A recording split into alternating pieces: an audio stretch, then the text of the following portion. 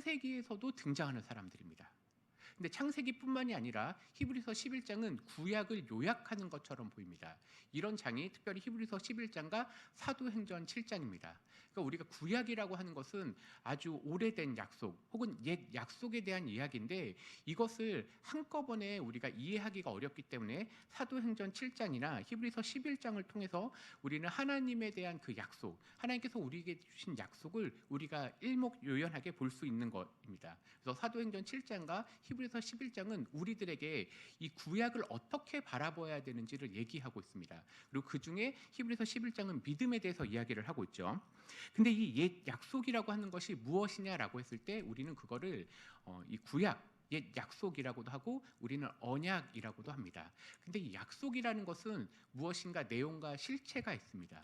우리는 그러니까 구약을 보았을 때 이 구약에서 약속된 것이 무엇인가 찾는 것이 구약을 읽어보는 지혜입니다. 우리는 구약을 읽을 때 어떤 것을 볼 수 있는가? 여러 가지 성경 구절이 있지만 특별히 창세기 12장에 보면은 한번 말씀을 찾아볼까요? 창세기 12장 1절과 2절입니다. 여호와께서 아브라함에게 이르시되 너는 너의 고향과 친척과 아버지의 집을 떠나 내가 내게 보여줄 땅으로 가라. 내가 너로 큰 민족을 이루고 내게 복을 주어 내 이름을 창대하게 하리니 너는 복이 될지라. 아멘. 네, 개역 개정에서는 이제 너는 복이 될지라, 그리고 개역에서는 너는 복의 근원이 될지라고 되어 있었죠. 자, 그런데 지금 오늘 주목할 말씀은 그 앞에 부분입니다. 창세기 12장 1절에서는 땅이라고 하는 단어가 등장을 합니다. 그러니까 하나님께서 약속하신 내용 중에, 언약하신 내용 중에 땅이라고 하는 것이 등장을 합니다. 그리고 이거는 창세기를 읽을 때 땅이라는 말이 계속 등장을 합니다. 그래서 우리는 그것이 약속의 땅, 가나안, 이스라엘이라는 것이 교회를 이제 다니다 보면 이제 개념이 되고 있죠. 근데 그 땅의 실체가 무엇이냐라고 하는 것이 2절에서 설명이 되고 있는데, 2절에 내가 너로 큰 민족을 이룬다고 되어 있습니다. 근데 여기서 말하는 큰 민족, 여기서 말하는 단어 큰 민족인데, 이거는 민족이라고 번역도 되고요. 또 한편은 나라라고도 번역이 됩니다. 그러니까 이렇게 정리를 해볼게요. 하나님께서는 아브라함을 통해서 어떠한 약속의 땅을 주시겠다고 얘기를 했어요. 근데 그 땅의 실체가 무엇이냐라고 했을 때 2절에서는 그게 큰 민족 혹은 큰 나라라고 우리가 해석할 수 있습니다. 그러니까 하나님께서는 아브라함과 이삭과 야곱에게 땅을 줄 것인데 그 땅은 나라를 상징하는 거예요. 여기서 보았던 2절에 큰 민족은 큰 나라라고 우리가 해석할 수도 있고 큰 민족이라고도 해석을 할 수 있죠. 그런데 그러면 땅과 민족 혹은 땅과 씨, 후손인데 이것들이 어떻게 연관이 되어 있는가라고 하는 게 창세기에서는 엄청나게 많이 족보나 계보 이런 식의 표현들, 대대로, 세세토록 이렇게 등장을 해요. 그러니까 하나님께서는 아브라함과 이삭과 야곱과 요셉을 통해서 계속해서 하나님의 나라와 약속을 이루으실 것을 보여주면서, 그러면서 그들에게 약속한 것이 그 후손과 동시에 땅이라고 하는 게 계속 등장을 해요. 그러니까 우리는 구약을 읽었을 때 땅에 대해서 우리는 주목할 수밖에 없는 거예요. 구약을 읽으면서 아, 땅이 중요한 거구나. 근데 이 땅이 뭐라고요? 라고 할 때 이것은 눈에 보이는 땅인데, 이 눈에 보이는 땅은 오늘 이제 히브리서가 갈 때 여기에서 충돌을 일으키는 것처럼 보여요. 다시 히브리서 말씀을 갈게요. 히브리서 11장 9절과 10절에 여기 어떻게 등장을 하냐면, 믿음으로 그가, 즉 아브라함이 이방의 땅에 있는 것 같이 약속의 땅에 거류한다는 거예요. 정리를 해볼게요. 지금 아브라함은요 약속의 땅에 있는 거예요. 근데 약속의 땅에 있는데 여기를 이방의 땅에 있는 것처럼 산다는 거예요. 이상하죠? 약속의 땅이면 이미 성취가 된 거잖아요. 그런데 이 땅을 성취를 한 건데 이방의 땅에 있는 것처럼 보인대요. 여기서 생각할 것은 무엇이냐면요, 눈에 보이는 땅은 이거보다 더 원초적인 모습, 즉 하나님의 나라를 상징하는 거예요.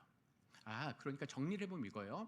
아브라함과 이삭과 야곱과 요셉은 하나님의 약속을 믿고 살아가는데 분명히 그 땅에 대한 사모함이 있어요. 요즘 우리가 이제 목사님이 아침에 새벽에 창세기 말씀을 하잖아요. 그러니까 이런 언약에 대해서 다루고 있거든요. 근데 그 언약을 잘 살펴보면 막 땅에 집착하고 그 다음에 이런 것들을 보여주는 거예요. 요셉은 다시 그 땅으로 간다는 거예요. 근데 거기가 정말 중요한가? 왜 중요하냐라고 했을 때 여기가 약속의 땅인데 이 약속의 땅은 그 뒤에, 즉 일시적인 성취를 통해서 영원한 걸 보여주시는 거예요. 일시적인 것. 약속의 땅은 일시적인 거고, 그럼 영원한 게 뭐예요? 그건 하나님과 함께하는 천국, 하나님의 나라를 얘기하는 거예요. 그렇기 때문에 믿음으로 그는 약속의 땅에 있지만 이방의 땅에 있는 것처럼 사는 거예요. 그리고 그것들을 위해서 이 땅에 살아갈 때 장막에 거해요. 무엇인가 이동하는 것. 하나님께서 주신 것이라는 걸 믿고 있지만 무엇인가 완전히 이루어지지 않는 것처럼 장막에 거하는 거예요. 그러면서 그가 바라는 게 뭐냐? 10절 같이 한번 읽겠습니다. 시작. 이는 그가 하나님이 계획하시고 지으실 터가 있는 성을 바랐음이라고 되어 있어요. 다른 말로 얘기하면 여기서 조금 우리 해석을 하겠습니다. 하나님이 계획하시고 지으실 터, 요거를요 조금 이렇게 표현할게요. 하나님이 설계하시고 디자인하신 그런 성이에요. 근데 이 성이라고 하는 단어는 뭐 마을 혹은 도시라고도 번역이 돼요. 그러니까 이렇게 생각을 정리해 볼게요. 이 땅에서 약속의 땅에 있지만 여기는 약속의 땅이지만 이방인 땅처럼 살 거야. 왜냐하면 더 영원한 하나님 나라가 있으니까. 근데 그 나라는 어떤 땅이에요? 하나님이 계획하시고 즉 설계하시고 디자인하신 그런 나라를 갈 걸 소망하는 거예요. 이걸 믿음이라고 하는 거예요. 자, 그럼 이제 정리를 해보겠습니다. 그럼 구약에서는 우리들에게 무엇을 보여주시느냐라고 했을 때 구약은 이렇게 생각해 보시면 돼요. 우리가 아직 하나님이 어떤 분이신지 완전히 모르니까 우리 수준에 맞춰서 보여주시는 거예요. 그게 뭐냐면 부귀와 장수예요. 부귀와 장수 그리고 땅. 그러니까 눈에 보이는 땅을 주니까 아, 하나님 나라는 이런 나라일 거야. 부귀를 주시니까 하나님 것은 풍성하실 거야. 하나님은 장수를 주시니까 우리에게 영원한 걸 주시는 분이라는 걸 학습을 시키는 거예요. 이 어린아이들 교육하는 것처럼. 그런데 여기에서는 바라는 거예요. 왜냐하면 여기는 아직 영원한 게 아니니까. 그리고 저기 있는 그 하나님의 나라를 소망하니까 그걸 믿고 이 땅에서 살아갈 때 인내하고 살아가는 걸 믿음이라고 하는 거예요. 그래서 이제 믿음을 정리해보면 이렇습니다. 믿음은 그래서 내가 믿고 싶은 걸 믿는 게 아니라 영원하신 하나님을 믿는 게 믿음이에요. 그래서 하나님께서는 위대하시고 선하신 분이시기 때문에 그를 바라보는 게 믿음인 거예요. 우리가 이 땅에서 살아갈 때 갖는 믿음은 뭐냐? 하나님 이렇게 이루어 주세요라고 하는 것도 분명히 믿음이지만 그보다 더 중요한 것은 이것들보다 더 중요한 하나님은 이런 분이시에요라고 하는 그 믿음. 그게 우리들에게 가져야 될 믿음입니다.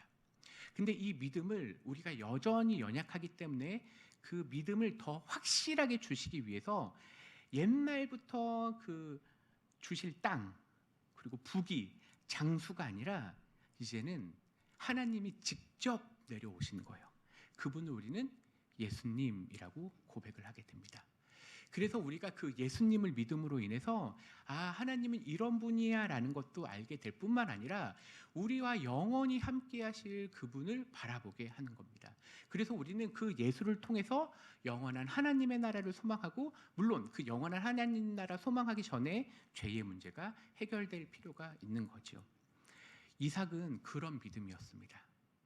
이삭은 그래서 그 믿음을 가지고 하나님은 이런 분이야 라고 하는 믿음을 가지고 야곱과 에서를 축복하게 되는 겁니다. 이게 바로 우리가 가져야 될 믿음과 축복입니다. 그런데 하나님께서는 특별히 에서와 야곱 중에 야곱을 택하시기로 했어요. 이해가 안 되죠.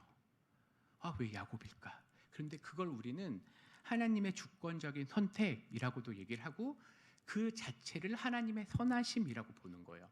그래서 그분이 그렇게 하시기로, 즉 하나님은 완전하신 절대적인 최고의 선이시기 때문에 그가 하시겠다는 걸 우리는 그저 바라보며 따라가는 게 뭐라고요? 믿음이라는 거예요. 그러면 이제 보겠습니다. 이걸 이제 성경의 눈에서 우리의 삶으로 돌이키겠습니다. 내가 살아가는데 어떤 것들이 내 뜻대로 되지 않을 때가 있어요. 근데 지금 이걸 허락하신 분이 누구예요? 하나님이라고 뭐 한다고요? 믿는 것. 그게 믿음이라고요. 그러면 우리는 또 하나 고민스럽습니다. 근데 그런 믿음을 가진 사람은 어떻게 살아야 되죠?